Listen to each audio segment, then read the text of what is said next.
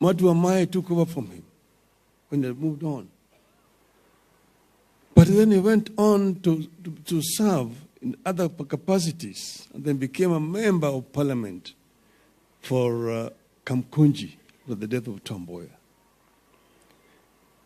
I came to know him in the early 70s at that time,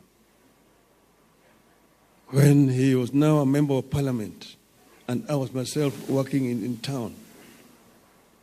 I remember the time of the death of J.M. Kariuki, when our Njigi was one of the people who stood very, very firm that the truth of the death of Kariuki need to be told and be known. He worked very well in Kamkunji. His records are known. And even in parliament. As a Minister of Agriculture, he was exemplary. I remember meeting him several times as a Minister of Agriculture. During those ASK shows, he was always there. And you could see him sometimes walking around with the president. Those days, when they were working first as civil servants, they had inherited a very clean civil servant. But the civil service got corrupted when they introduced what they called the Njenga Commission report, which allowed the civil servants to get involved in businesses, competing with the private sector. That is actually the genesis of corruption in our civil service. And that is an issue that must be addressed. If you're talking about fighting corruption, first address the issue of corruption within civil service. Civil servants should not become businessmen. They should either choose to be businessmen or become civil servants.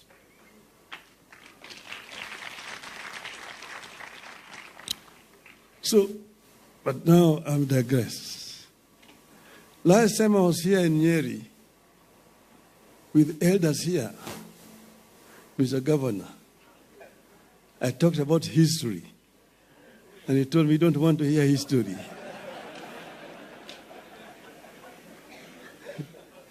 No country can develop without history. Yes. So when I stand here, I can talk about how the people from this region have fought and helped to liberate this country. Yes.